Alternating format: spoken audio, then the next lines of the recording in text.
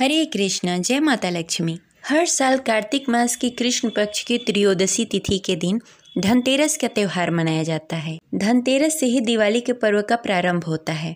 इस दिन भगवान धन्वंतरी, माता लक्ष्मी और कुबेर जी की पूजा आराधना की जाती है। इस दिन पूजा का विशेष महत्व होता है। माना जाता है कि इस दिन पूजा करने से घर में धन संपत्ति भरी रहती है और घर में आरोग्यता आती है। और इस दिन संध्या के समय में यम का दीपक जलाया जाता है, जिसकी वजह से घर में कभी भी अकाल मृत्यु नहीं होती है।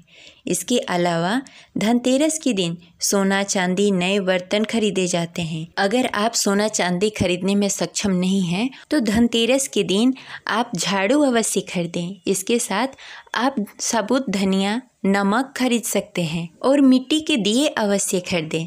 माना जाता है कि इन सभी चीज़ों से माता लक्ष्मी प्रसन्न होती हैं और इन सभी चीज़ों को अपने पूजा के स्थान पर रखकर धनतेरस की पूजा आराधना करें।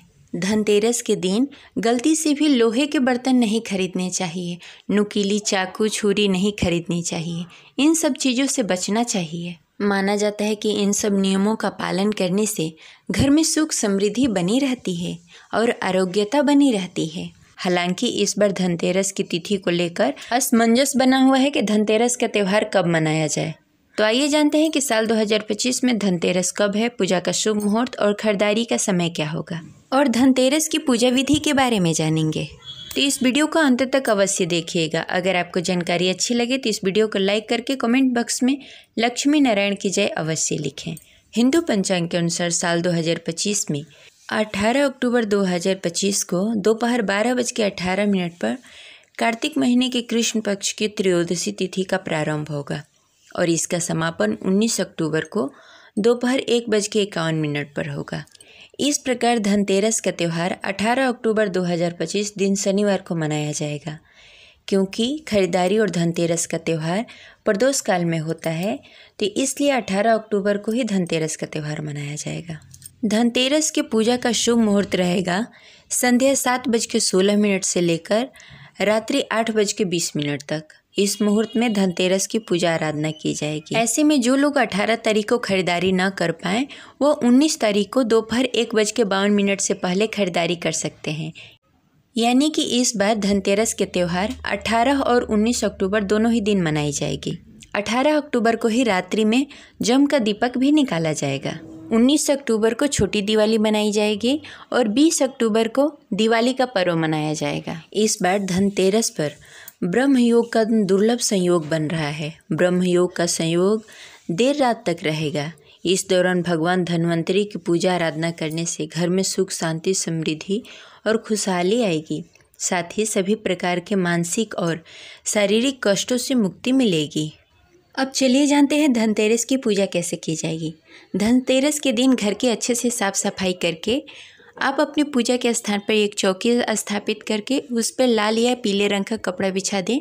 उस पर भगवान धन्वंतरी, माता लक्ष्मी और कुबेर जी की प्रतिमा रखें और गणेश जी की भी प्रतिमा रखें।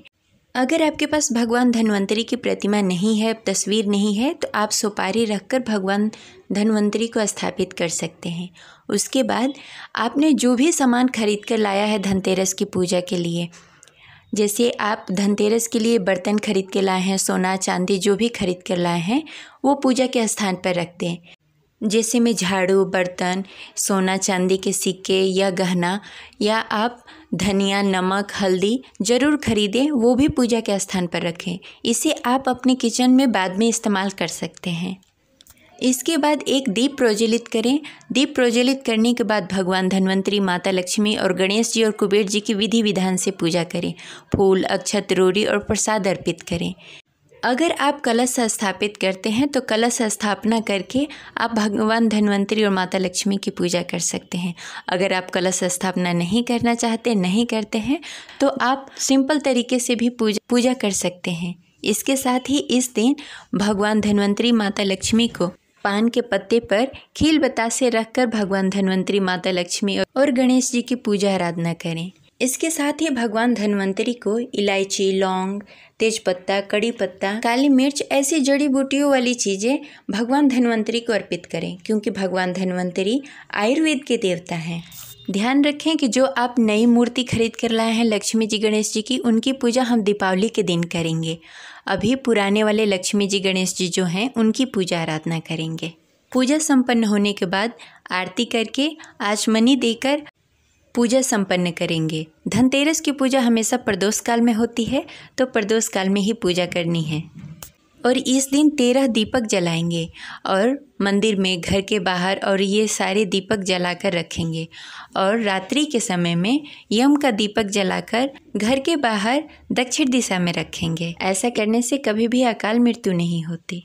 ये रही आज की जानकारी। आशा करते हैं आपको अच्छी लगी होगी। तो इस वीडियो को लाइक करें और ज़्यादा से ज़्यादा लोगों को शेयर करें। मिलते हैं अगले वीडियो में, तब तक के लिए हरे कृष्णा, जय श्री हरि।